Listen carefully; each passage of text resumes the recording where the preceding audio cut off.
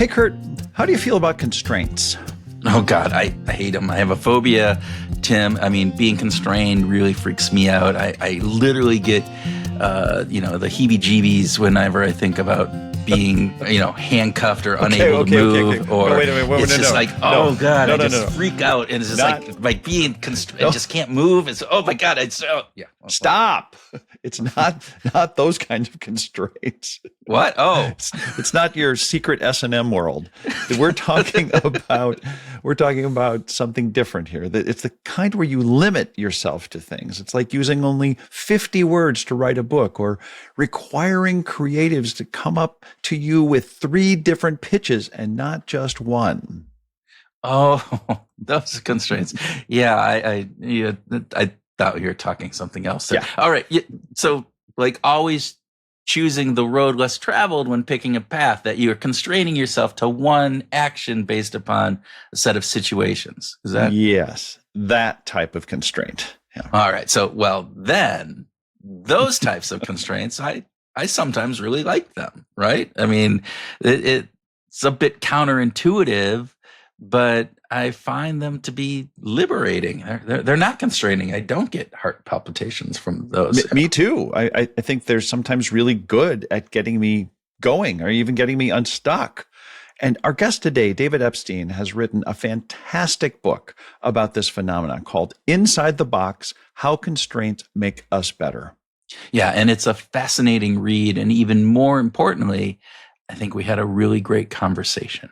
Truly, listeners will leave with understanding how they can not only embrace the idea of using constraints, but also get the tips and tools that can use to actually apply some of these constraints wisely. Yeah. We even go over some other cool tips in what is definitely a legendary grooving session. Legendary?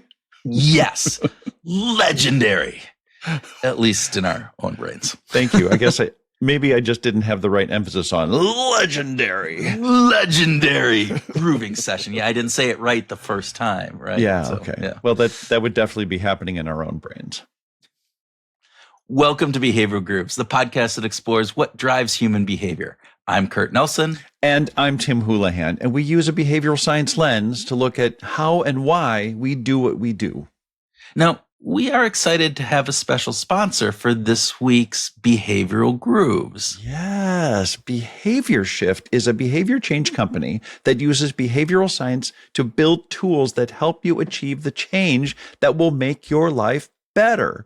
Whether it is identifying your core values to help you set better goals, developing routines and habits to achieve those goals, or building a gratitude practice to bring joy back into your life, Behavior Shift helps you do that. From guided goal journals for busy professionals to daily planners to short modules to help you make better decisions or even set better goals, you can find the right tool for you. And you would know since it's your company.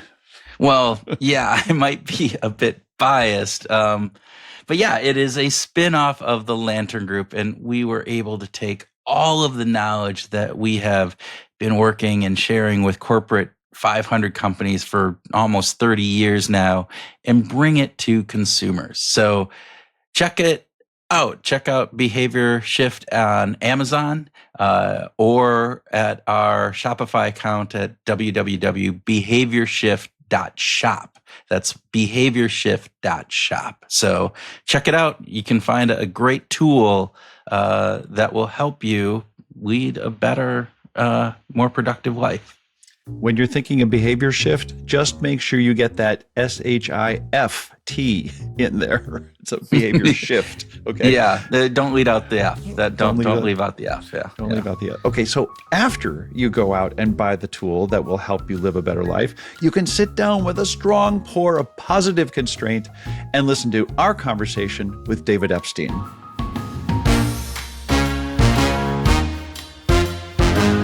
David Epstein, welcome to Behavioral Grooves. Thank you for having me. It is a pleasure to have you on the podcast, and we're going to start with our famous speed round. And so, first of all, would you prefer to learn a new instrument or a new language? Language. A new language. Great. Oh, that was pretty quick. I got to ask, in the world of like smartphones and AI and automatic translation and things like that, will we need all that?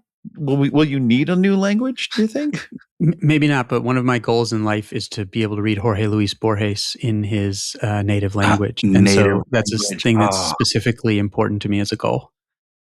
I love that goal. Wow. I think that's all right. We could go off on a whole tangent there, but we're in the speed round, and this is supposed to be relatively speedy. Yeah, so this is very specific. I wasn't thinking in the abstract about language versus music. I love that. This was relevant to.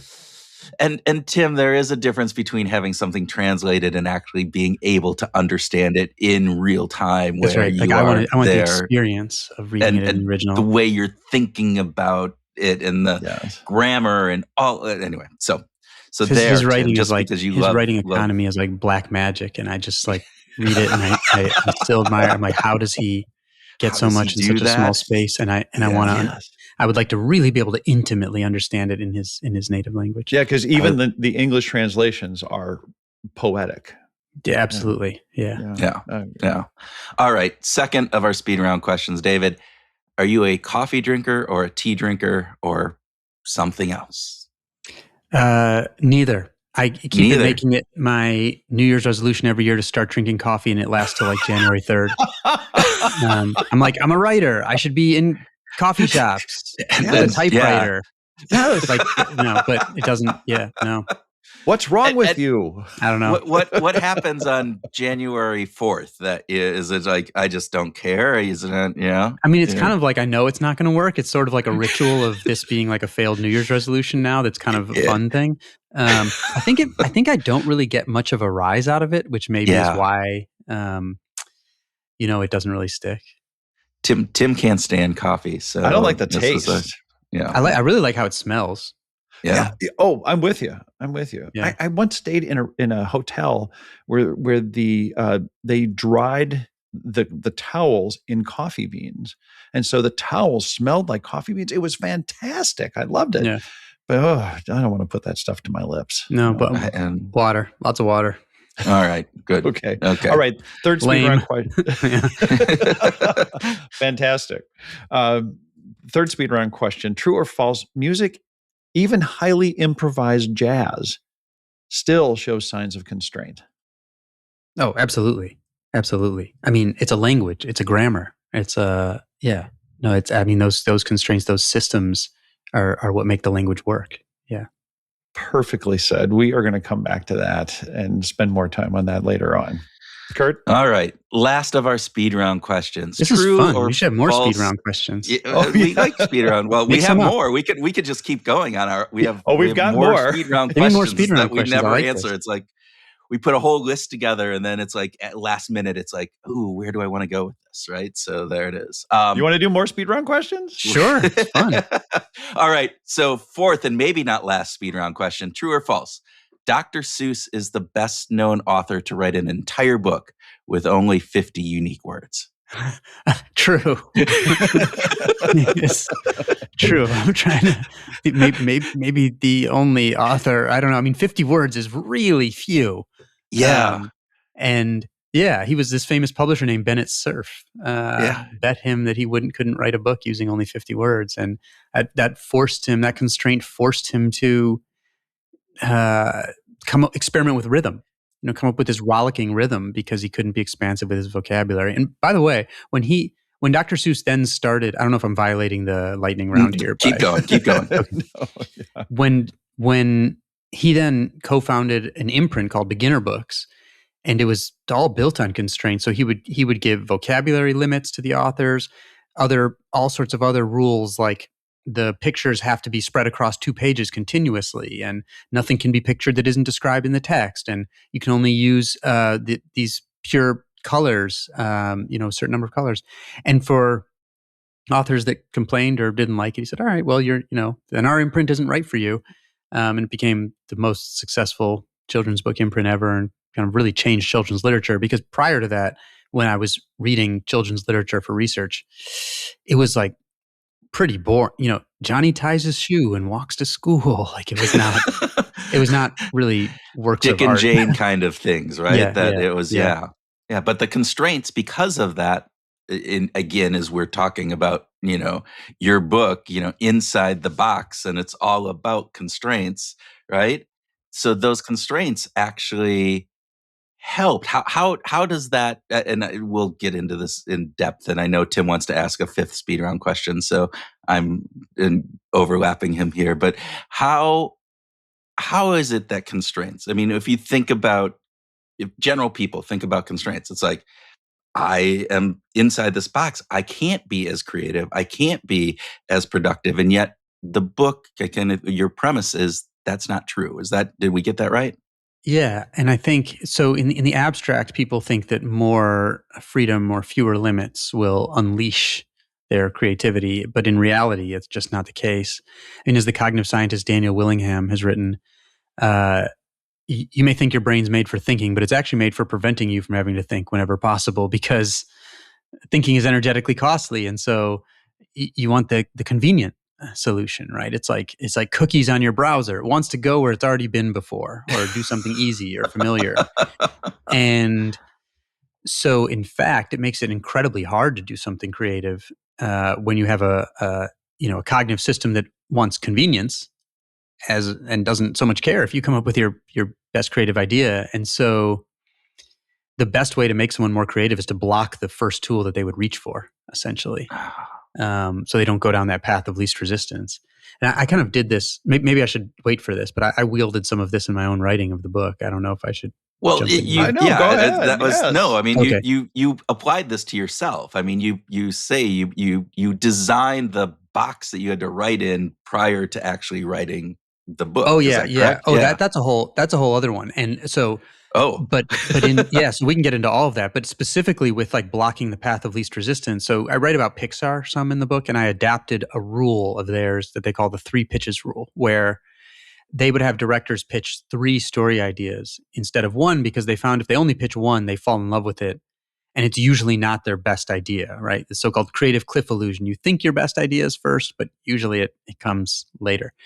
And so I would write the opening of every chapter, because you just have to get started, right? So I'd write with something that came to mind, then I'd cross that opening out and force myself to come up with 2 other places, not just different wording, 2 other places or scenes or whatever it was where this chapter might start.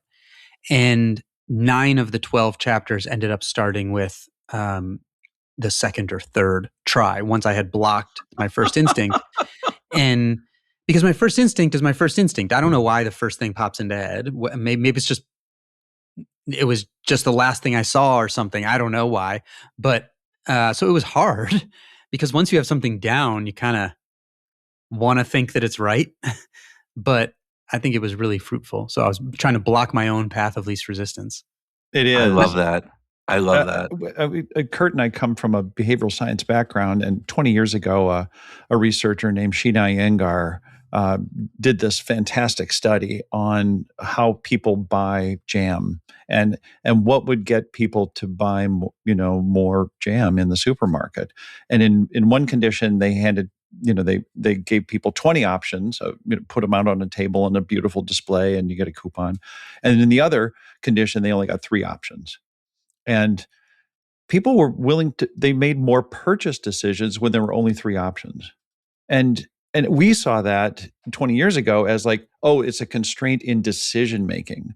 But your thesis is really about it's just better overall. Like we get so much more, as Kurt was alluding to earlier, creativity, productivity, things like that.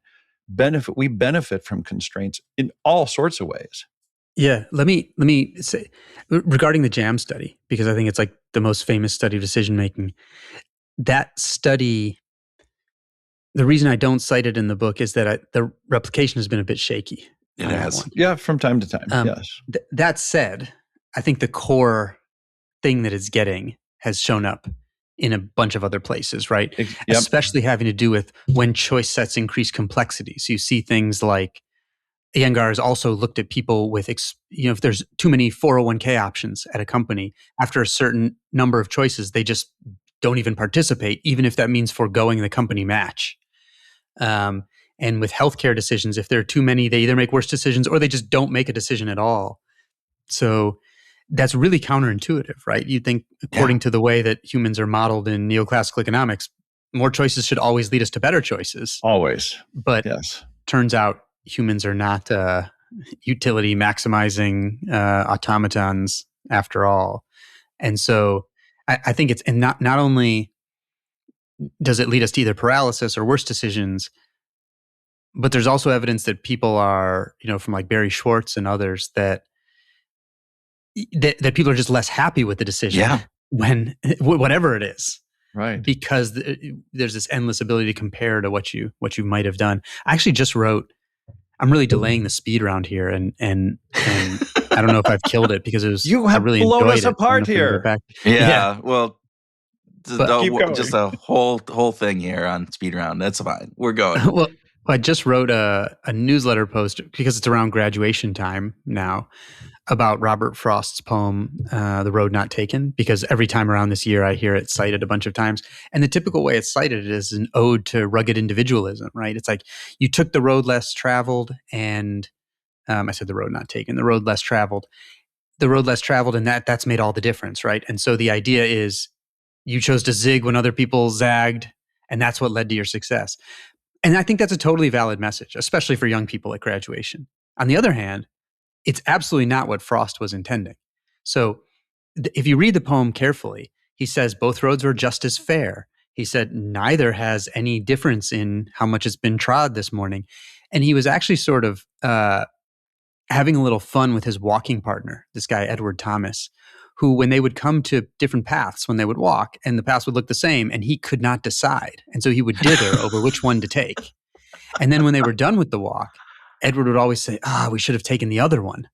And so really Frost was kind of criticizing his decision-making, where he would agonize over these decisions that really didn't make much difference. And there's this idea called Fredkin's paradox, where we're liable to spend the most time on the least important decisions because we're having trouble telling the options apart. Because they're so close. And Yeah. And so it's not that I think the normal interpretation of Frost's poem is wrong, but I just think it's kind of fun that he was recognizing actually the problem of comparing, when you can compare all of your decisions to what else might have happened. And we see this show up in all sorts of weird ways now, like since the introduction of infinite scrolling, people have been getting progressively more bored, and which doesn't make any sense, intuitively. And researchers who tried to figure out why would do things like assign people to either a set of 20 videos that they could choose from, or just give them one from that same set of 20 that they had to watch. And people who have the 20 are more bored than those who have to focus on the one. The theory being that because they're constantly comparing to like what they could have chosen instead. And so that that feeling of comparison, like Frost's walking mate was doing with trails, spoils the experience of the thing you actually choose. It's fascinating that Frost poem is about a decision tool. I mean, that's kind of what it is. It's all right. If we're stuck here, just take the one that's less traveled. Don't have to then worry about it. It's not necessarily like saying that one's better or not. It's just a way of saying, make that choice and let's just get on with it. Yeah. Yeah. Oh, There's I a love saying, that. I don't know who said it, but I think it might be Ellen Langer, but it's something along the lines of, don't make the right decision, make the decision and then make it right. And I think there's some wisdom to that. Well, and Herb Simon's satisficing idea. Absolutely. Like just keep moving. It's really, life is going to be okay, and and your well-being will be better for it without the agonizing. Yeah, Simon. I mean, he's been like behind every third rock I've turned over in social sciences for like a decade, and that idea of satisficing, because I think I have maximizing tendencies in many cases, and so. Or maybe we'd call optimizing now. And so that's satisfying. The idea of kind of having good enough decision rules was really impactful for me. So, for example, my newsletter, this isn't going to make anybody want to read it, but if a book has to be kind of a 9 or a 10, in my effort level or my attempt at quality, if I get a newsletter post a 6.5, That's my standard. Say, send it. Six and a half. And, I like the half is in there. Yeah. Right? Yeah. Six felt too low, but 7 could easily become 8, and then it's trouble. So, so it's kind of a satisfying exercise for me, where at these regular intervals, I'm sending something out. Every time I send it out, I'm sending it out thinking, oh, here's this other idea I'd like to connect it to, or this other thing I'd like to get in. But now I've gotten used to it. I'm just like, this is a 6.5, send it out. And it's kind of important for me, and I think people like me, to have some of these areas where we set good enough criteria ahead of time, so that you don't have to agonize over everything. So the example that you just gave indicates that there's different levels of constraint or actually desire to sort of achieve and perform in different domains. Yeah. Right. And so are there specific areas where you think having constraints is really a good idea, and that there might be other domains where having constraints might not be a good idea? Yeah, I mean, I think there's some level of constraint and structure is going to be useful just about anywhere, but I think there's a lot of devil in the details. So where I said, like with a book, I'm trying to get to a 9 or a 10, so I'm not doing that good enough criteria. But there are other constraints on me, like my publisher's deadline. And, I cut this from the book, but I was reading about Hayao Miyazaki, because I love his films, Spirited Away and Princess Mononoke and everything. And his lifelong business partner referred to him as the never-ending man, because he said, if we weren't hammering on him, this is when this thing is going to be in theaters, like this is when the previews are going to happen, he'd continue obsessing over, some details in the background of a shot. And I kind of feel that way too. So the deadline's very important, knowing some of the sort of boundaries of the genre. So I know that in books like mine, at least, maybe all, but I'm not really sure, they're going to be printed in multiples of 16 pieces of paper. And so that's like something that you have to fit into. And that includes, citations and front matter and all that sort of thing. So there are other boundaries that I'm aware of. Whereas my newsletter, it's all made up by me, right? No deadline, no word limit, anything like that. So that's where I have to sort of more forcibly put some of those constraints in place. And so you could put yourself in more constraints. You could say, I'm going to do this, every day or weekly, or some kind of number component. You could say it has it has to be so many words, but it can't be longer than this many words.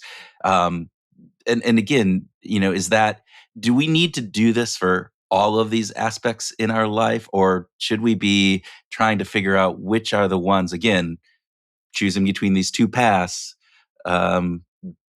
Do I care, right? And so do I need to be putting constraints on everything, or should I be really focusing in on those really important aspects? I mean, I think there are, so let's say, what's an area that comes to mind for you where you think it would be an argument for, like, maybe we don't want any constraints? Oh, that's a because go ahead. Yeah. Because I was just going to say, because I would argue, like, there's some areas where I think we want fewer constraints. We don't want them to be premature. But, let's look at dating or something like that. Like a choice of a partner is obviously something that, you might not be inclined to say, well, 6.5, I'm going to go with it. Right. But on the other hand, I think there are some constraints that are there, and you're better off recognizing them, even though you didn't make them. For one is your mortality. Okay. Yeah. Like, you don't want the search to go on forever, because there's a very hard deadline that I think we're not that great at thinking about. Like the Stoic philosophers talk about memento mori. It's like, every morning, remember your mortality, because that will help you figure out what to focus on. And one thing that I think useful constraints do is force you to clarify priorities. And that's what I think that does. And there's something like this, and it's called Maranasati in Buddhism. It's like this remembering your limited time. And I think that you didn't make that constraint, but that can force some recognition of how you should make these decisions. And there's a famous, so stay on dating. There's sort of two other points to make, because I think that's an area that would naturally come to mind for a lot of people of, like, I don't want any artificial constraints. In John Allen Paulos, the mathematician, in his book In Numeracy, goes through this famous proof of how to select, like, get the best chance of having a high quality match mate. And basically, it's this probability proof, but basically what he shows is that you should estimate the number of people that you'll ever get to date.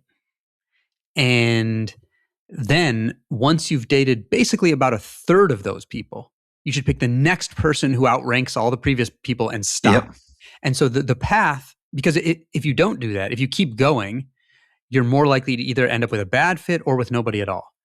And so the path to the likely best outcome, right? These are probability, goes directly through the willingness to stop searching long before you possibly could.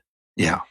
And I think that's counterintuitive, but I think it's kind of profound, especially in a world where you swipe, right? And I think we're starting to see evidence that this does not make people happy.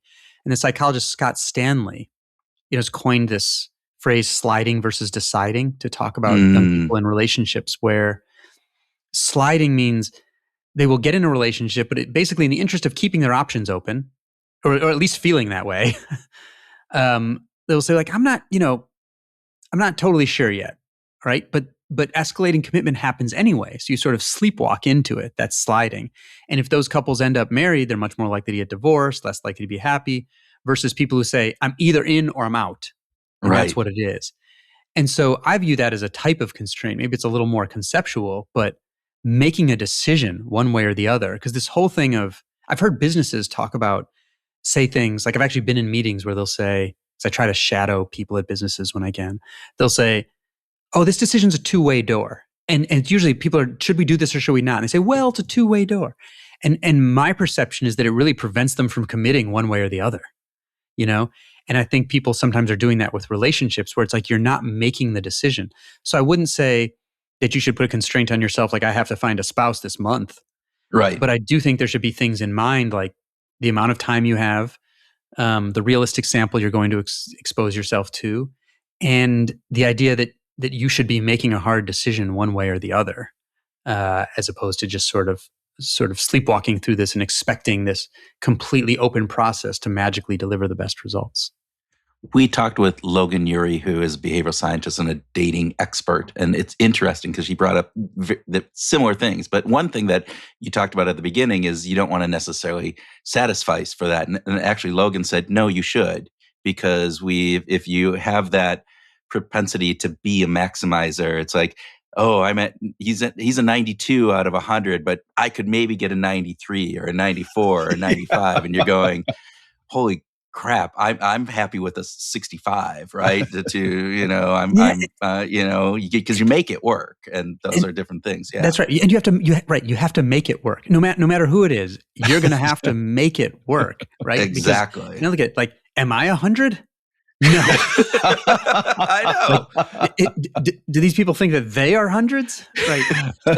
So there's going to be things that you don't like, just like there are things you don't like about yourself. And so I think that recognition that this is something you're going to have to work on, is important. And especially it's tough to be on the internet now, and in some ways I'm glad I'm not, a young person. It's even knowing better, I know so much of this stuff is curated and so much of it's fake, but it still kind of affects you of oh yeah, all that, how you should be living and how you should be looking and all this kind of stuff. And so I just worry about what that does to our psyche if everybody has these unreal, I just don't think, obviously in human history, we're probably not well constructed to compare ourselves to the entire world all the time, as opposed to just the people on your block, which is enough, right? Which is more than enough. Yeah. And so I think there could be this really hideous conversion of, this searching for the perfect. There actually are surveys showing that socially prescribed perfectionism is on the rise, and the ability to endlessly compare, which I'm that just seems like a real recipe for dissatisfaction. Disaster.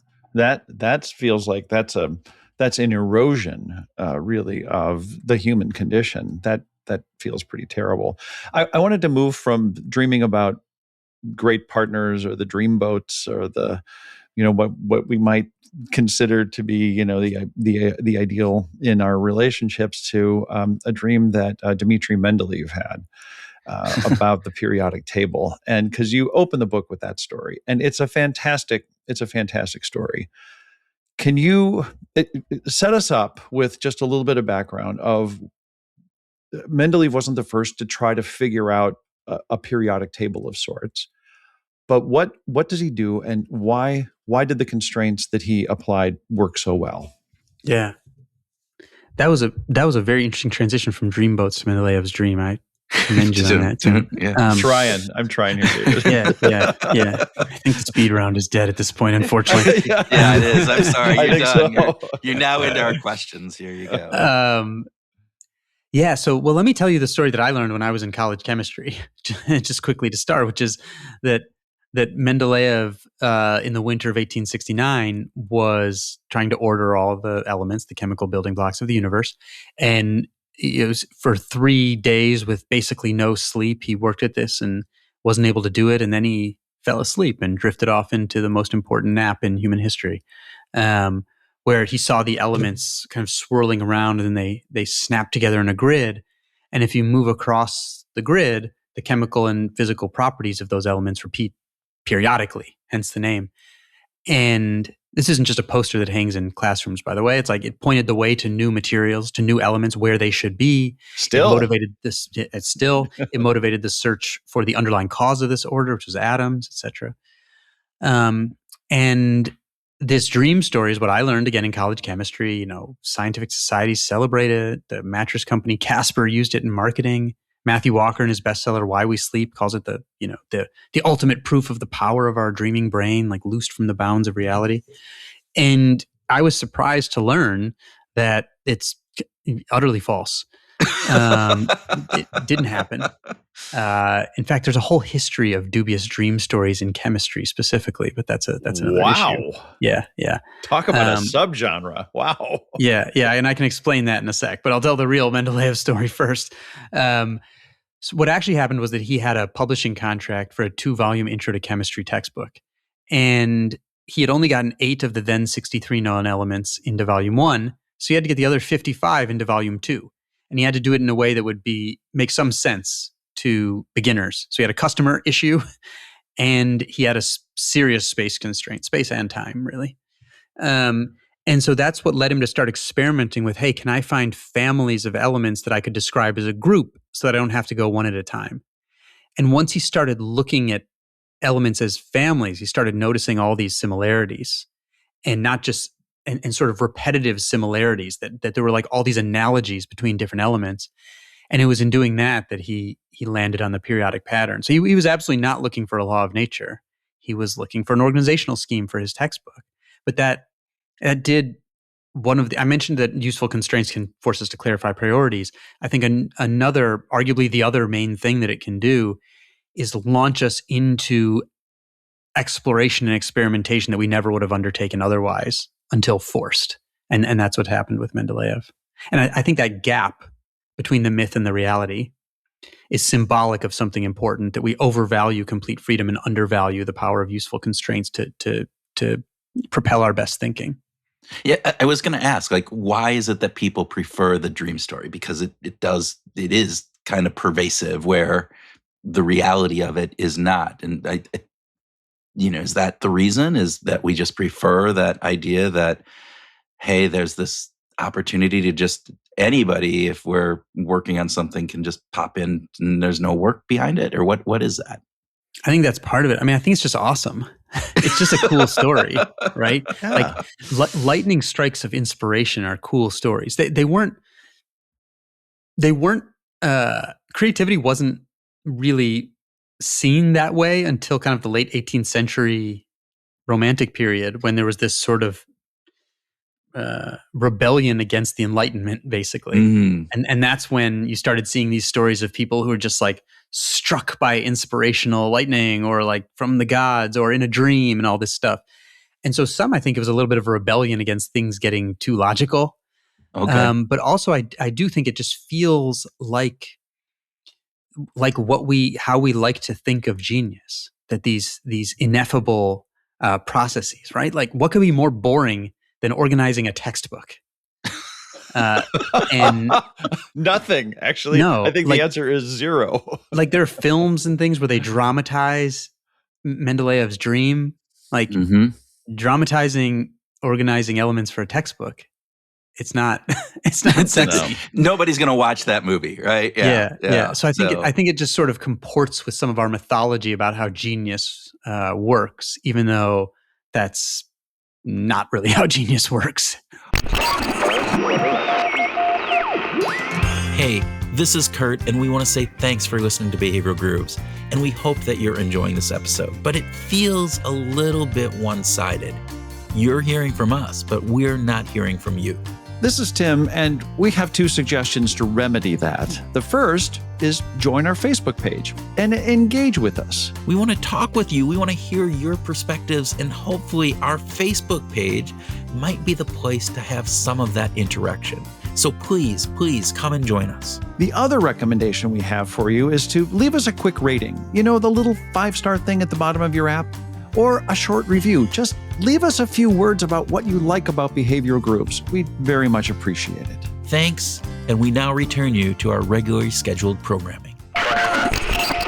Well, I'm gonna go to the near the end of the book. You talk about framing for innovation, and you bring back Dmitri, right, into this, and this idea that, hey, he wasn't the only one that came up with some organizational format for this, and in fact, many of the innovations that we often go and associate with like this lone genius, they might have won the race, but by minutes or days or different things, or maybe not at all. And there's multitudes of these that are happening around the world at different places at different times. And you talk about that setting up of the conditions for this, and there's that component. And I actually love this part where you bring up the idea of a setter, like a volleyball setter who positions the ball perfectly for a spike. So can you talk a little bit about that framework of framing for innovation, but then the setter component that you talk about? Yeah, and I'll be a little whining here because I think this is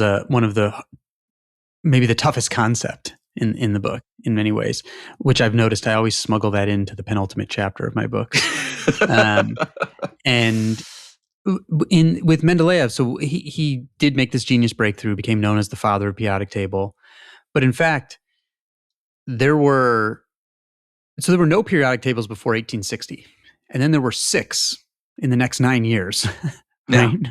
So we went 20 straight centuries with, earth, wind, water, fire as the elements. And then like in the 18th century, that started changing. And then all of a sudden you get these periodic tables. And what preceded all of those was a meeting in which an Italian chemist said, hey, look, all of you are measuring weights of elements differently and other sort of properties of elements differently.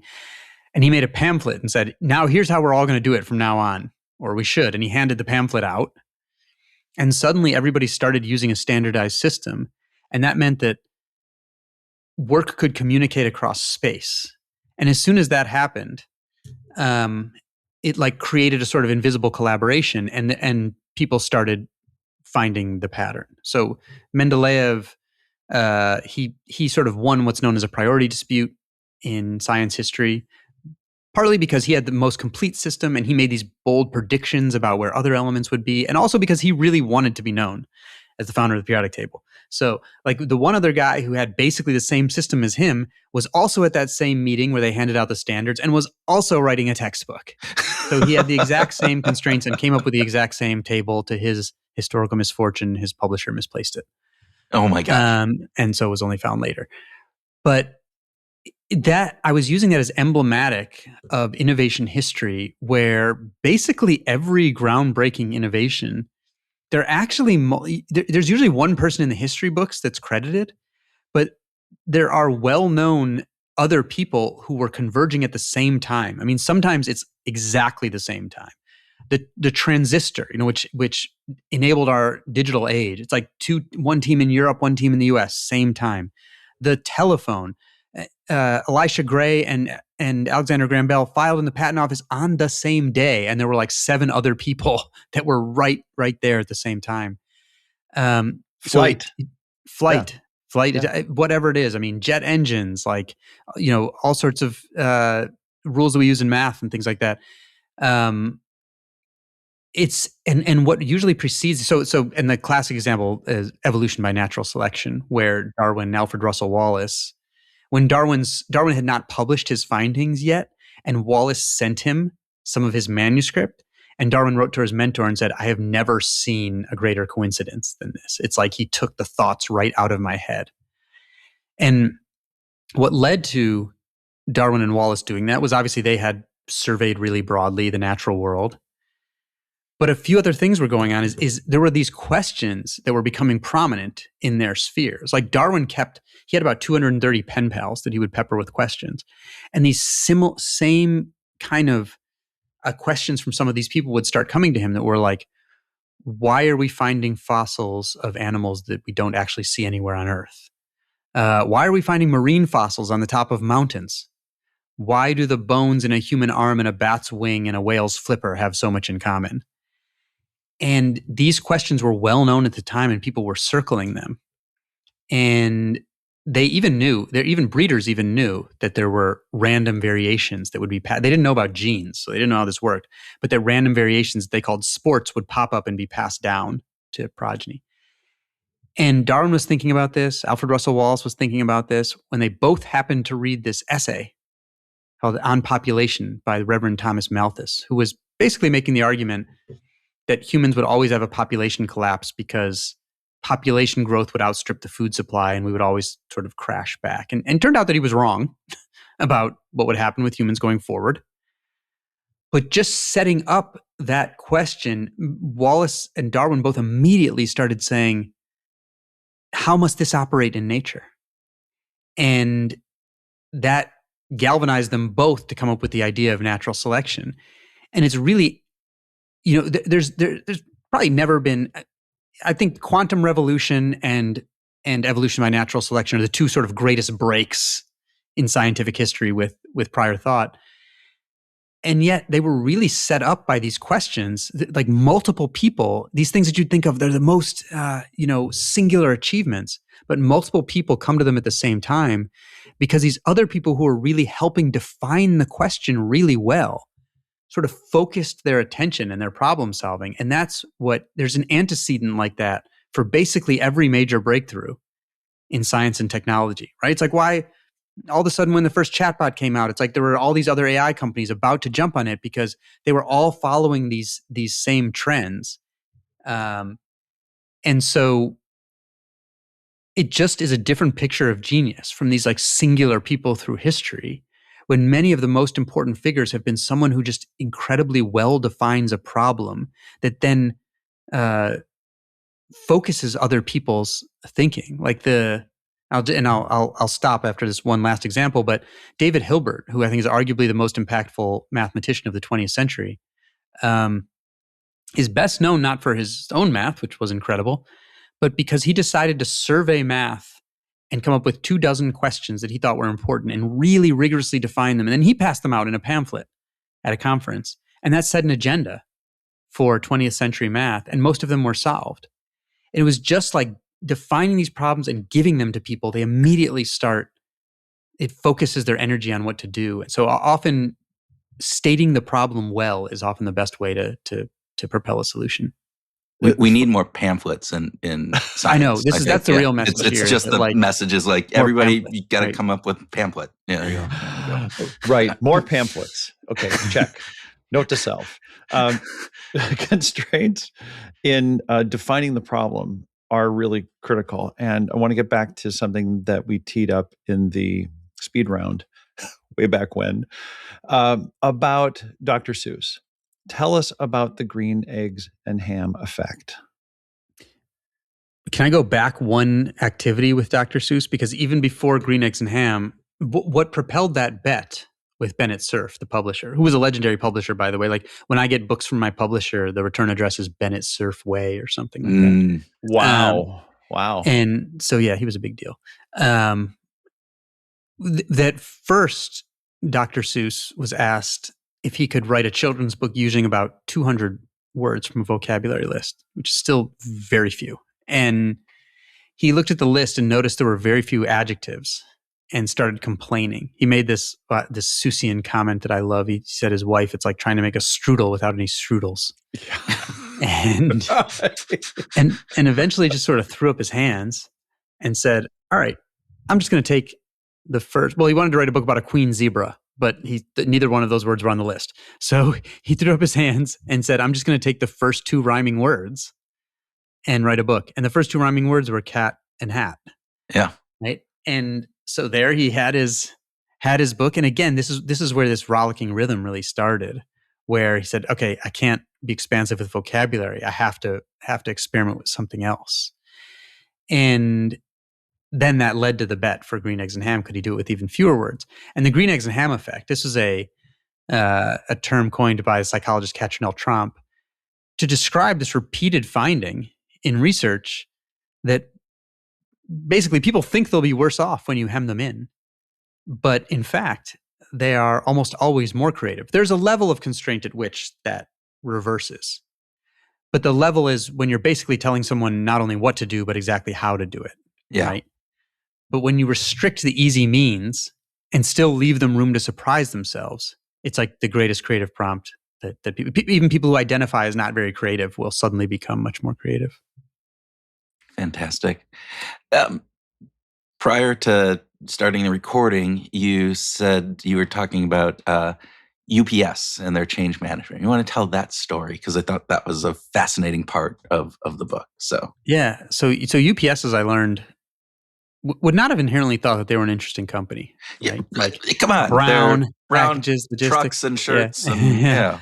and Yeah, but fascinating. I mean, they had to map all of America because Google Maps wasn't accurate enough for them, and they were, they have an analytics team, and their goal was to try to save some mileage, save some gas, save some emissions, save some time. And so they were grappling with what's called the traveling salesman problem, where it's basically the most efficient way to connect dots in different stops. And this seems like it should be simple, but actually the possible combinations are so numerous that it's like what mathematicians call combinatorial explosion, So, and it's gotten even worse for UPS, whereas one of the people at UPS told me that they used to deliver, 50 red sweaters to Macy's or something. Now they have like 120 stops and they're all to individual houses. Yeah. So, and there's more ways that you could connect 120 dots than there are seconds since the Big Bang. And so they were trying to build an algorithm to improve on this. They realized they couldn't solve it perfectly, but they built this system called Orion that would try to improve on what drivers knew.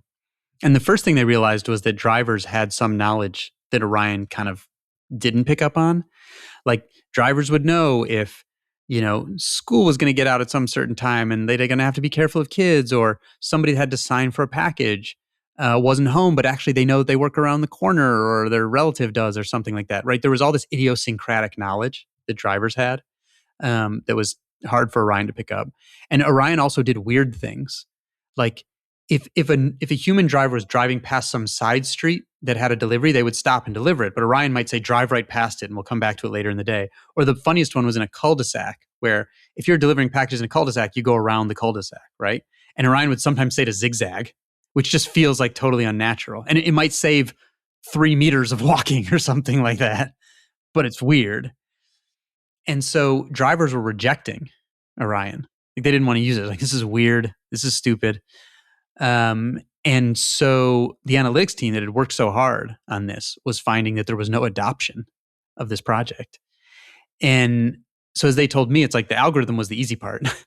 The change management was the hard part. And what they ended up having to do was first, they started making these kiosks where people could see what Orion was doing. They could play with it like a video game. Well, what if it did? What if I did this? What if I did this? How would Orion reroute me? And so they tried to make it from sort of a black box into a glass box. So you could sort of query, if you made some change, how would Orion reroute you? And they liked that first. But then they started setting it up as what they called beat the computer, where they said, all right, you don't have to follow Orion. See if you can beat it. And one of my favorite anecdotes was a longtime driver, came back from a day having beaten Orion and said, see, I told you your system sucks. Yeah. And when they looked at his data, he had driven 135 miles that day, and his average for years had been 150. So he did beat Orion, but trying to beat it but he led had him to to change be so much better. And ultimately became a partner system where people would follow Orion, but they could deviate from it with their idiosyncratic knowledge. And what I thought was so interesting about the story was that it wasn't the tech, it was the change management was the issue. And they really had to meet people part way, that these visions of change are much more compelling when they also include a vision of continuity, where you're using some of that human expertise and instead of just extinguishing it and replacing it, saying, we want that to continue, and here's a tool that can make you even more effective. And I embedded that in this chapter about how the more radical an idea is or a change, if you want people to come along with it, you have to ground it in something that's really familiar to them. And I think ultimately they did a good job of that at UPS. I took a piece of that too, is the sense of autonomy or self-determination, right? And so as opposed to having Big Brother tell me, you suck, we need to follow this. And we see this in Tim and I both do consulting with organizations, and we see that kind of top-down heavy component going into this. And that usually gets this reactance. It usually gets this kind of pushback from that component. And I think it's really important. And I'm seeing it a little bit with AI adoption within organizations. And I don't know if you've thought about that, or if there's anything that you can think about, again, in that same way. It's a radical change in how people are operating. But, some recent research says that, 30+% of employees are actively sabotaging AI adoption processes. Oh, wow. Like 42% of millennials are actually doing that. That was KMPG, I think, did some research on that. So, yeah. Wow. Yeah, a few thoughts. And I noticed, the AI speakers who mention AI commencement addresses have been getting booed and stuff. I don't know if you've seen them also. But there's the pushback, right? Yeah. Yeah. A few things about that. One, so that idea of, right, constraint is practically synonymous with something that we find frustrating, right? Which I think can be unfortunate because it can be really useful. But I think people will often see a dictate, whether it's a constraint or something else, as a punishment at work because of a lack of a sense of agency. And that's where I think, leadership is really, really an important art. To give one example of an executive that I saw do something I thought was cool, he went to, took his team and said they were under some pressure. And he said he did this exercise he called the legacy constraint, where he said, let's say we're going out of business in 2 years. They weren't going out of business in 2 years, but if they didn't turn things around, maybe 5 or 10. So something had to change. And he said, if we were going out of business in 2 years and only we knew it, what would we do differently? Like our clients, customers didn't know it. And people started saying, oh, I'd stop focusing on X and I'd start focusing on Y because that's where the real value is. And he said, all right, well, maybe we should do that then. Right. And I think that was a kind of brilliant way to let people, everyone was aware that there were pressures, to bring people into that process of, if we have to make some changes, what did you do? And so then I think they felt some agency in that. So it wasn't just this like dictate, because I've been in a company when I was, at Sports Illustrated, and it was part of Time Warner and then Time Inc. We would read about changes that were coming in the newspaper, which was a terrible way to find out about, even if the decisions were good, they're going to be bad when they're delivered that way, and people are going to rebel against them, right? And so I think that model of, it's not that the executive, it doesn't get to make the decision, but bringing people in that way so they're sort of part of it, and doing these thought exercises. Like one of the first readers of Inside the Box was this guy named Ed Hoffman, who was the first chief knowledge officer at NASA, which is a position sort of for a psychologist that is supposed to make sure the organization learns from good and bad performances. So it was forced to be created after the second shuttle disaster. And he said, hey, I have to tell you about this mission called L-Cross, where the engineers ended up with kind of half the time and budget that they were hoping for. And so what do? Well, they complain at first. And then one of the team leaders says, well, if we were going to get this done anyway, how would we do it? And that sparked them, sparked them in the way maybe that famous scene in Apollo 13 does, where they're like, all right, how would we get this done if we had to? And maybe that was a leader just knowing what motivated their team. But so they said, well, we wouldn't build from scratch because we don't have enough money or time. So they ended up borrowing imaging equipment from Army tanks and engine temperature sensors straight out of NASCAR and built a probe that confirmed water on the moon. And so that became a thought exercise for them after that. Even if they didn't have to do it, it was, if we had half the time and half the money, how would we do this? Just as a way to spark other possible solutions. So I think doing some of these things as thought experiments with the group, and then maybe you end up taking some of those suggestions, whatever those things are. If it's a cultural thing, like another exercise I saw, an organizational leader do was, if we could only have more of one behavior, what would it be? And nobody's ever going to select for just one behavior, but that has this focusing effect for people of saying so I think sometimes for leadership, doing these constraint-based thought experiments. And by the way, I have a list of some that I've seen done on my website, davidepstein.com. There's a tips thing that I just stuck up there. Cool.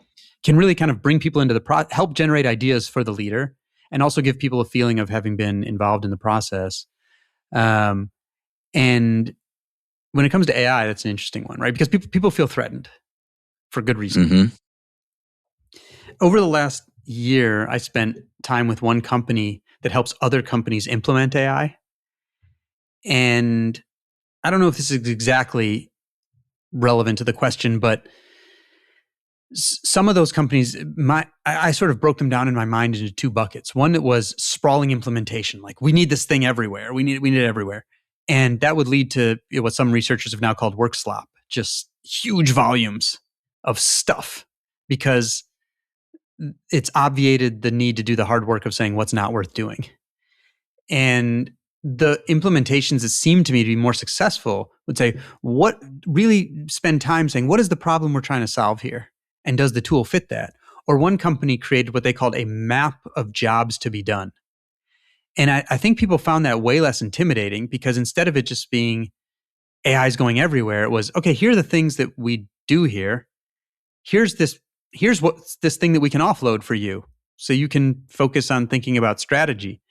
And so I think if you can make something more concrete and say, here are the jobs that need to be done, here are the ones we think AI can do, and here's how we think that works with what you do, I think it can be a little less scary just than AI everywhere, because that feels that kind of feels like the devil you don't know sort of thing. Yeah. Well, and I love the constraint part that you just brought up, when you talked about work slop, because it's so easy to do all this stuff. We're just doing everything, when in fact, no, what you need to be doing is prioritizing and saying, here are, as you said, here's that map of the things that we're going to be working on with this, as opposed to just allowing. I've heard many stories of somebody took a standard operating procedures for the U.S. for their learning department, and then put it into AI and said, here's the global ones. And it's absolutely wrong, because it's a vastly different thing, and AI didn't get all of those nuances nor different things. And then that got elevated to executives, and they said, great, when's it going to be implemented? And then the team had to, basically go and genuflect and say, we're not anywhere near this. Yeah. So, yeah, it's never been easier to do too much. And I love, and I think what you're inside the box, and what you're talking about here is saying there are ways that we can do this smarter if we can put some constraints around some of these things. So, yeah.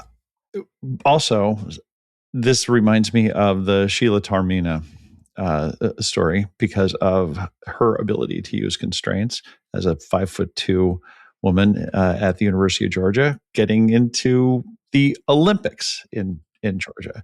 How does that, and then the arc of her career was to a large degree about constraints. Yeah. Yeah. And she's an interesting case because, we've talked some about constraints that you could put on yourself or on a team that might help. In this, often we don't get to choose the constraints. And yet my argument is that they can still focus our energy. And Sheila, so as you mentioned, she was a student and swimmer at the University of Georgia, tried to make the Olympic team, the 200 meter freestyle in 1992, didn't make it, wasn't really close, and retired. And then she, for one of her last classes, she took Management 577, in which she learned about the so-called theory of constraints, which is this idea that created by a physicist named Ellie Goldratt, and that every system is limited by its single least efficient step, basically. And so no matter how well most of the parts of a system are working, it doesn't matter if there's one bottleneck. Yeah, the weak link in the chain, basically. The bottleneck. And so Sheila was interested in that and decided for her class project to come up with a training plan to target her own training bottleneck and try to drop 3 seconds of 200 meter freestyle. And so maybe she won't retire after all. That is That's massive. A huge difference at that level. Yeah. Yeah. And she sort of surveyed her training and realized very quickly that her bottleneck was strength and power. I mean, she, like you said, she was 5'2", average elite female swimmer, about 5'10", many taller. And so she had a great aerobic engine, world class. But that's what she was spending all her time working on, doing tons and tons of yardage. But that was not the thing limiting her. So she was just working on her strength, even though she was limited by something else. It's like a factory that's like puts fast machines in one area, but it doesn't matter because there's a slow one somewhere else that slows down the whole process.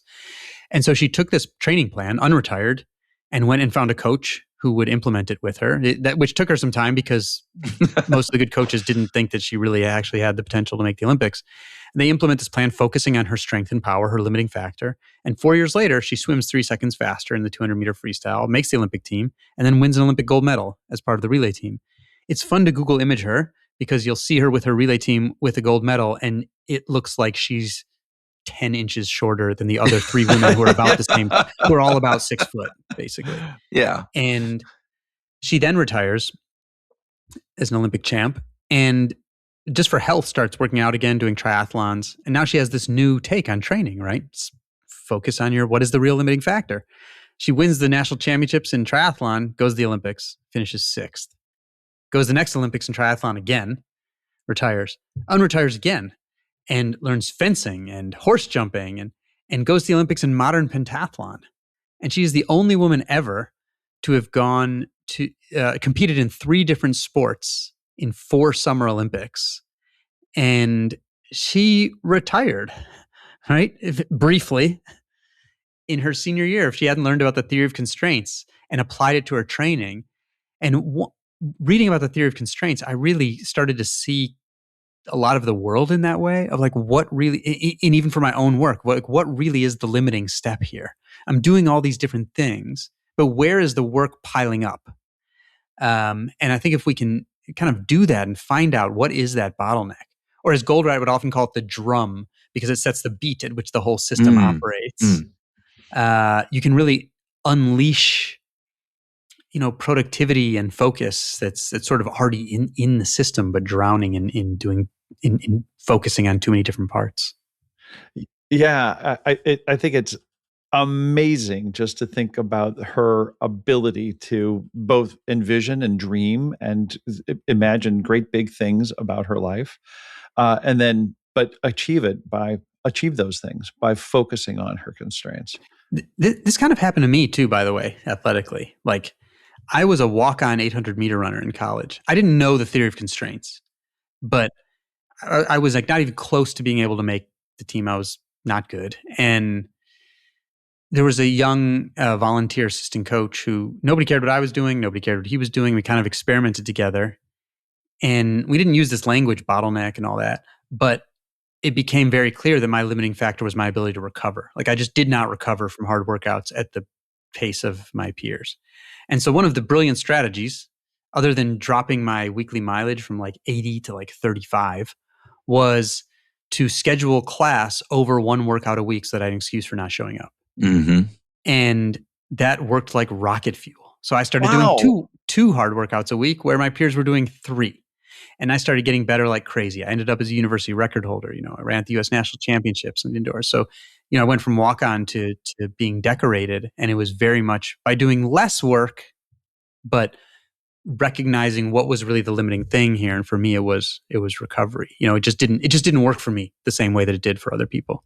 It's fascinating because it's so counterintuitive, right? I mean, when you think about you're doing less work, you're doing less of those things that everybody is saying you need to work harder in order to get better. But it's understanding your own bottleneck. And I don't think did you come on that by like, how did you come about that you realized it was the recovery time?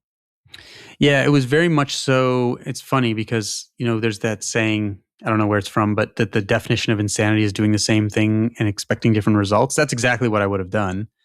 But this young coach noticed this immediately, like that through the week, maybe I could, that my relative, because I was still behind these guys who'd been recruited for a while, but that my relative performance would be, if there was a Monday, Wednesday, Friday workout, my relative performance would be the best on Monday, worse on Wednesday, and worse on Friday. And then I'd be destroyed if there was a race on Saturday.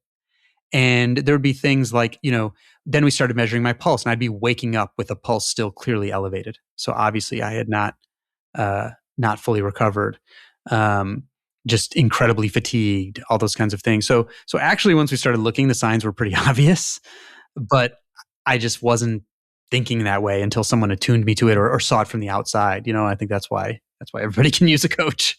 Well, that's where I was going with that is I think oftentimes it's so hard for us to see our own limitations, those own constraints that bottlenecks that we run into. And oftentimes it is that outside coach, if it's a sport thing or even, there's executive coaches and various different pieces now. But oftentimes it's just having that different perspective to come to you and say, here is a way that I'm seeing that we should explore. And once you kind of dig into that, you kind of go, oh, but you have to have an open mind. Like you said, the definition of insanity is doing that same thing over and over. If you just go, no, this is how I do it, I'm going to do it that way, then don't expect different results. Because I'm a hard worker, and I never would have, of my own accord, I never would have accepted the idea of doing less. Like it required somebody else to come say like, this is a plan. Because otherwise I just would have been like, that it just would not have made sense. Or at least experiment with it. At least give it a try, right? Yeah. And it's funny because given where I was, there wasn't much risk of trying. Like it would make sense to take some big risks. Because what did I really have to lose? Like I wasn't making the team the way that I was, but it's hard to think that way when you're in the middle of it. Yeah. David, I would like to take our conversation in the direction of music. And I would like kudos for both of you for holding Kurt, why are you laughing? Yeah, because this is like it's Tim and his music. There you go. All right. If you've been through 550 episodes like we have, for some reason it still makes Kurt chuckle. I could have told you, Tim, about 10 minutes ago, there was like an itch in Tim that if you look at his hands, they're probably shaking because he wanted to get to this music. In how many of those 550 episothen, Kurt, would you say music comes up? 549. Yeah. The one I did solo, then that one didn't come up. So there you go. First of all, I just have to make a note that you're telling a story about Robert Johnson, the great blues guitarist, who is kind of considered by many to be sort of the father of the Delta blues. But you brought up one of our favorite authors and podcast guests, Gloria Mark, in that story. I'm a big fan. And that was such a cool connection. I just have to just do a little shout out to Gloria as being connected to that whole, and it was about learning guitar.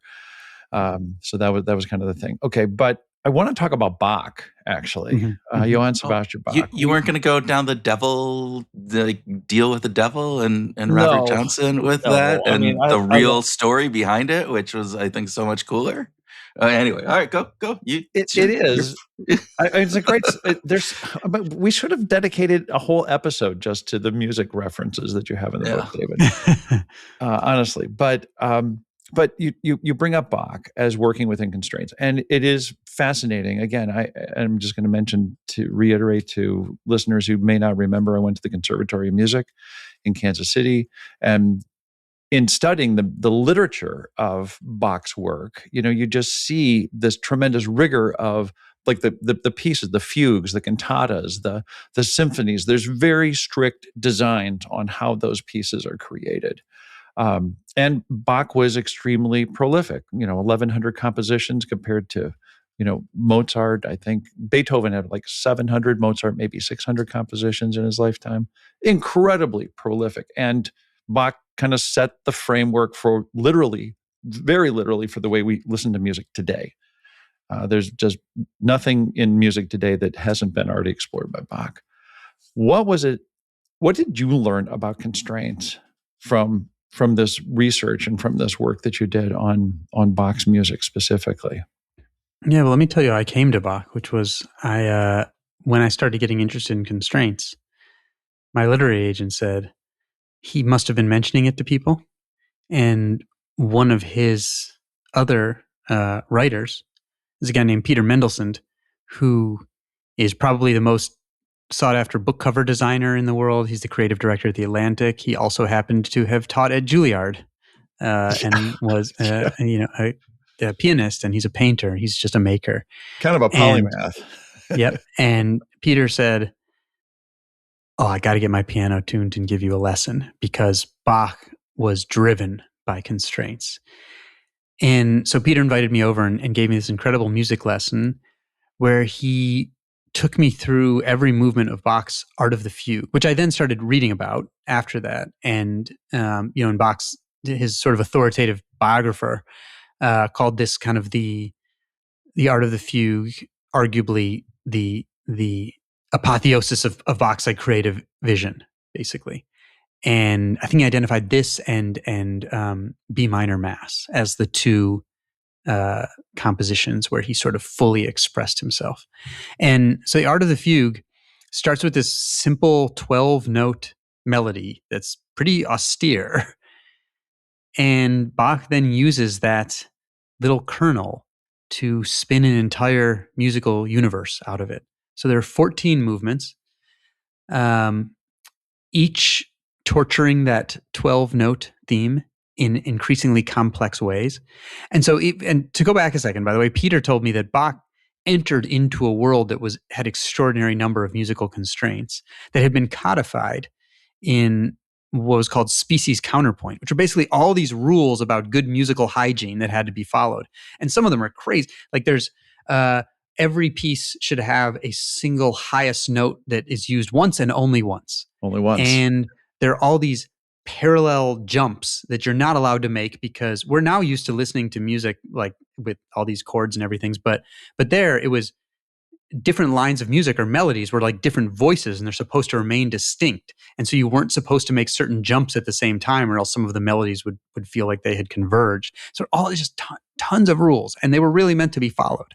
And so he came into this world with lots of musical constraints and then just foisted more and more in his own head. First by picking this form, fugue, where you take a simple theme and weave it throughout a piece and continue coming back to it, right? So it's all about like you're sort of stuck with this one theme, and you have multiple voices that are chasing and running away from one another and returning to this theme. And while they're doing all that, you have to follow all of these other species counterpoint rules. And so it's just like this incredible amount of regulations that you're working inside of. Yeah. And so Bach takes that 12-note theme, and in one movement he flips it upside down, and in another he has it backwards, and in another just the rhythm is different.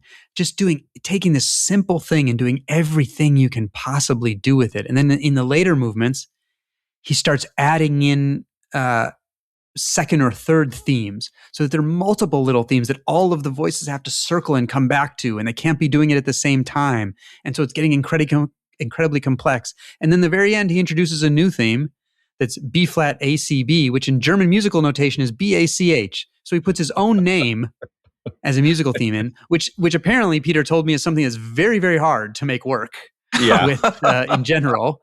Like his name was not the most convenient musical notation. But it's just so it's these 14 movements of just escalating strictures that he's putting on himself. And then Peter would stop every once in a while and tell me, that section that I just played, that transition had never been heard before.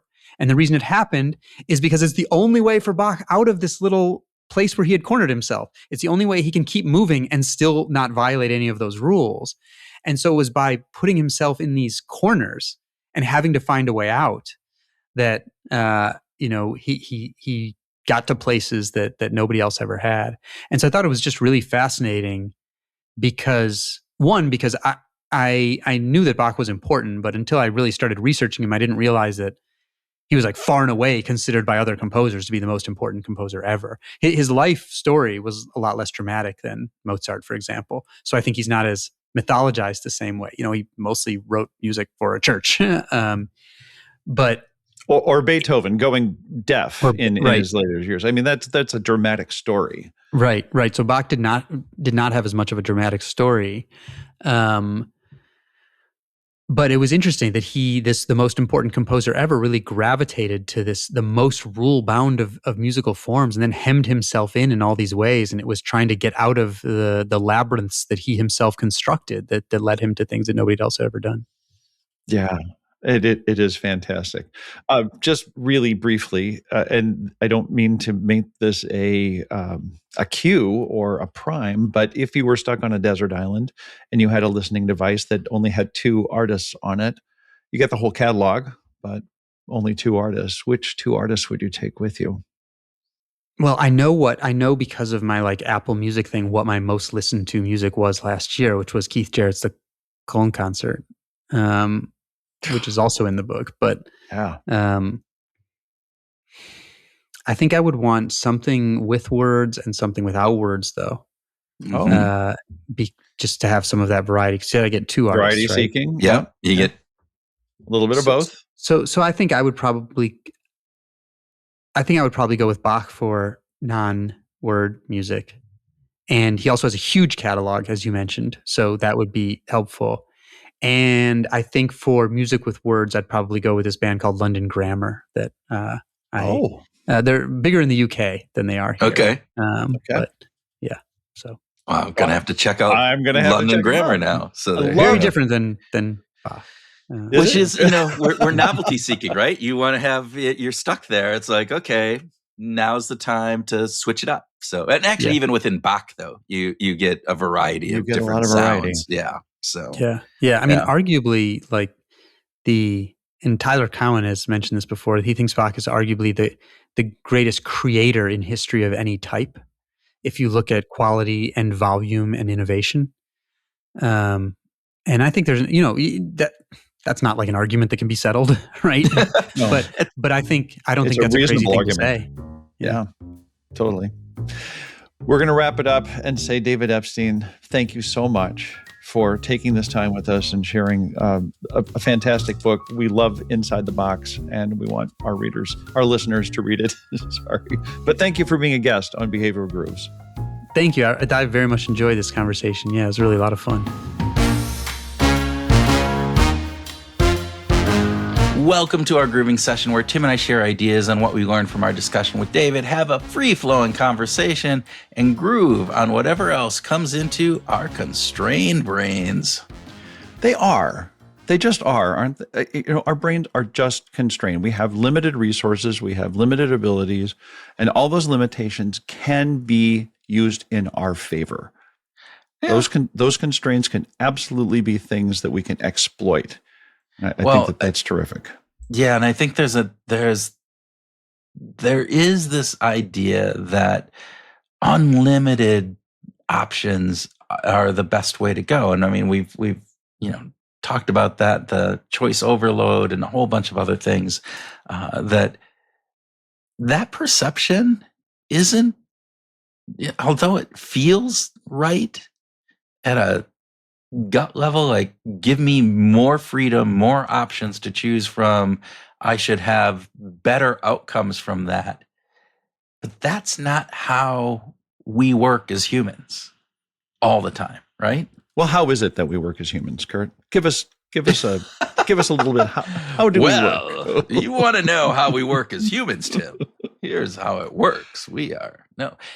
I think what David talks about, and I think this is a key piece of all of this, is that constraints are not the enemy of creativity or motivation or any of those, but they're often the catalyst that actually allows us to break out of those familiar routines, to have the motivation to go and explore something in a new way, to make something that is truly unique, not because I can bring everything in, but because I only have this set of limited resources with which to build, and I need to do it.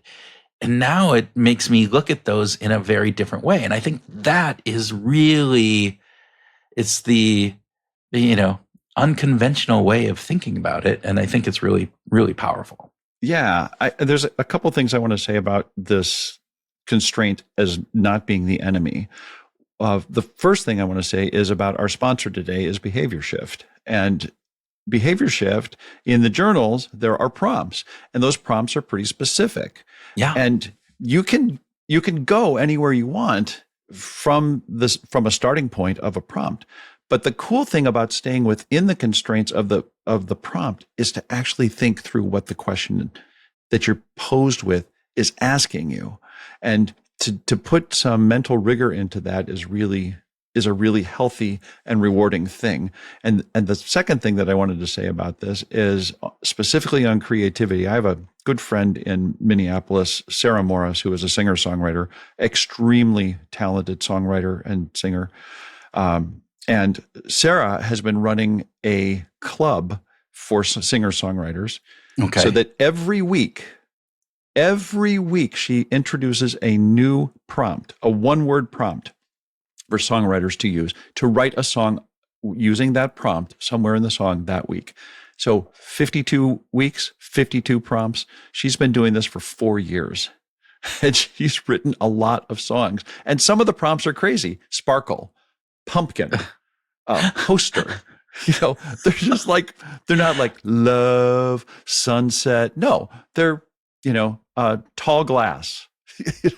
But so that, again, I love that. It goes back to, the conversation, like Dr. Seuss and the 50-word limit that he got imposed. I mean, at first it was, what was it? The 200 word, I forget the story exactly, but, by putting that constraint on, you have to become more inventive. So I can see like having pumpkin, like how am I going to write pumpkin into a song, into song lyrics? Like, you're going to have to use your creativity. Yeah. So you're constrained because you have to use something. So again, constraint, often we think of constraint as being like, oh, you can't use these things. Sometimes constraint is also that you have to you have to use something in part of it. And that's the other part I think that David highlights that I think is really good. The conversation that I didn't really understand when you guys were talking about Bach, but like what that meant, but it sounded really difficult, Well, Bach was a master of constraints. He was absolutely a master of working within the medium of the day. And yet at the same time, because he worked so well within the medium, he stretched the boundaries, actually. I mean, the weird thing was that there's this opposite effect of what happened. I'm not going to go into, I would love to do a whole grooving session just on Bach, but we're not going to do that. Not today, at least. Not today. No. People, you might be in for a treat later on. It would be a soul grooving session. That would be a Tim lecture. would have, because I would just be sitting there going, uh-huh. All right. So yeah, I think the takeaway here is really if you want more originality, it's not necessarily about removing constraints. It's about choosing those constraints deliberately. And this is the other part that I thought David brought in a great insight, is that we need to find the bottleneck, not just work harder. And that bottleneck, like he brought up when he was talking about Sheila, the Olympian. I can't pronounce her last name, right? But it was the bottleneck for her was Sheila Tormina. Yeah, there you go. Okay. Wasn't her power; it was aerobic capacity. And so, like, how do you work on that? For him, it was like, hey, I don't really recover from my workouts. And so if you keep asking me to work out more without giving me the recovery time, then I actually decrease my performance. So his constraint was, I actually have to take some of my workouts out and allow my body to recover. And I thought that was just insightful. And I think it's difficult. That was the part, like, how do you identify that? And that's a big piece. It is. Okay. So what are some things that people could do? What are some tips of the trade here, Kurt? What comes to mind as a way of using constraints as a way to improve your output, improve the quality of the output, maybe even the quantity of the output? All right. So you want to like get into real kind of things like that we can examples, yes. So there's like, so block I think we talked about this a little bit, right? Like block the obvious rule, right? So don't go with that first solution. What is it? I think you bring this up like in brainstorming. What was the famous quote? Like, is that first idea that gets thrown out gonna be the best one? And nope, almost never, right? Nope. But you got to throw the first one out in order to keep going. Yeah. But our brains tend to latch onto that. We tend to, like, if I have that first solution, then I start to own that, and I then limit myself to seeing the opportunity to others. But if I say I have to throw that first one out, but I can't use it, and I have to go to the next one or the next one, then it allows me to open up. And so I'm constraining myself. I'm constraining myself by actually adding more work in. Right. So again, the constraints aren't always about limiting things. They're there. So, it's that. Yeah. One of my favorites was half the time, half the budget. Because what we talked about. Yeah. Yeah. But this is something that I used when we were in product development. We'd say, okay, so to get down to our MVP, our minimum viable product, what if we had half the time and half the budget? Actually play it out. What would that look like if we had to cut features, if we had to cut certain aspects, and how would we deal with that? And that ends up being a really powerful,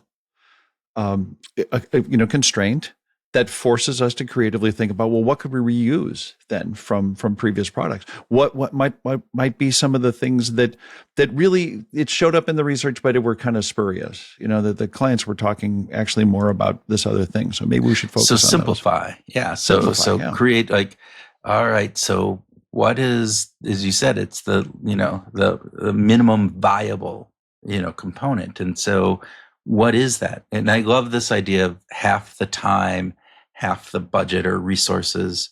And all of a sudden you're going, oh crap, we can't do that. And then you start to think about it, and you can start doing that. Absolutely. Right? Absolutely. There's also, like, if you were able to just change one behavior, one employee behavior, if you're a leader in an organization and you said, I could just get my team to every person to do one thing differently, what would that be? It's not changing the world. It's not going out there and we're going to be perfect. But all right, what is that one? If I could get everybody to just focus in on one thing and do that, again, you're constraining yourself to the entirety population of behavior change. But you can use that for your team, but you can also use it for yourself. Like, what is the one behavior that I need to change about myself in order to achieve that goal? And we talk about some of that in some of the behavior shift stuff, right? So, yeah. There was a tool that we developed when I was in banking to work to help advisors, wealth advisors, help their clients plan for retirement. And so gave them 24 cards, and on each card was a simple, 2 or 3 word identifier, family, vacation, or travel, loved ones, security, blah, blah, blah, a whole bunch of these kinds of things. And then they had to organize them in a way that was prioritized. The trouble with 24, it's a lot. So what the instruction was as soon as somebody started focusing on a couple of them, start pulling others away to reduce, and then say, okay, now you have to pick 3 out of this group. Here's 5 in front of you. Pick 3 out of this group, and then there's another set of 5. Pick 3 out of this group, and so you're getting rid of 2 and 2 and 2, and then out of these, then you have another group of 3 out of these, or another group of 5 out of this 5, pick 3 out of this 5, pick 3. And then you get down to 5 and you say, out of this 5, pick the last 3. And then out of that 3, you say, what's the number one thing in this? Yeah. I love that. It forces people to make choices, and in a simple way. And we don't but I like all 5 of these things. I want security, and I want my loved ones, and I want to have a vacation, and I want to have this. But yeah, you have to prioritize and choose. I love that. Yeah. There's this other piece, which is like building something only with the existing parts. Right? So if you think about Legos, right, and like old day Legos, where it wasn't the Lego that you get this is 9,000 pieces. Well, you could have 9,000 pieces, but it's not this isn't the Millennium Falcon, or this isn't but it's just your blocks, and so you have 30 blocks, and now you need to create this whatever it would be. And we actually do some team building things with this, where we give teams, 30 blocks, and they have to develop, this, bridge or something that will, get from, this block from point A to point B, all sorts of different things in it. But it's limited. You can't go and they always ask, well, can I use this? No, you have the materials that you have in front of you. This is what you get to use. Well, can't I bring in? No, you can't. And they go, well, we can't do it. And you go, yes, you can. And it's been done. And I think that is always really good. So you can think about this for a new program, a new workshop, anything that you have from that perspective. I think that's probably enough about constraints.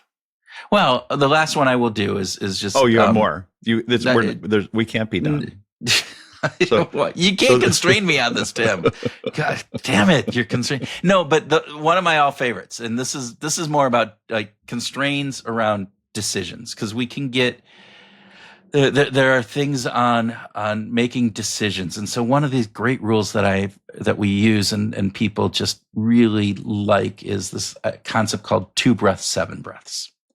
And what it is when you're making a decision, and this comes down into there's different types of decisions, but oftentimes those decisions that we make just routinely, real quick, or ones that we agonize over that aren't necessarily like buying a house or something else, but oh my gosh, what outfit should I wear today? To look here, and you agonize over this shirt or that shirt. I do agonize over that every day. Well, here's evidenced by the fantastic shirt that I'm wearing right now. Here's a tip, right? It's make that decision within 2 breaths or make sure you don't make the decision before you've taken 2 breaths. So it pauses you. So those routine decisions that you often make without even thinking about it, 2 breaths is enough to actually go, oh, do I really want that extra large, fries with this, double-sized burger. Yeah, oh, do you want to supersize that? Sure. No, take 2 breaths and go, nah, no, I don't. That is usually enough to allow you and your brain to go through that mental gymnastics of saying, yeah, do I want this or do I not? And then for choosing your shirt in the morning, like you have 7 breaths and you got to make your decision before the end of that 7th breath. And so now it's like, oh, the blue one, the white one, the blue one, the white one, oftentimes those are like, we agonize over it when we don't have to. And if we just set that 7 breaths, it's like, oh, all right, blue, here we go. So no fewer than 2 breaths and no more than 7. Yeah. Now, and again, that doesn't apply to everything. Like if you're making big financial decisions about buying a house or something, take more than 7 breaths to make that decision, right? If you like, who am I going to marry? All right, there you go. And if you're, crossing a walkway and you hear a horn, don't go, I'm going to take 2 breaths before I decide if I'm going to jump or not jump, right? No. That's all right. Those are, yeah. Okay. Now, can we constrain the constraints? Are we? Yes, fully we can constrained? now constrain. We can constrain the constraints. That works. Yes. All right. Okay, Groovers. We hope that you will check out a couple things. Check out our sponsors' work here. Check out Behavior Shift because it's great stuff. There's lots of tools out there. Make sure you get the shift part in. You get that F in the Behavior Shift in the web address and that sort of thing when you're searching for it.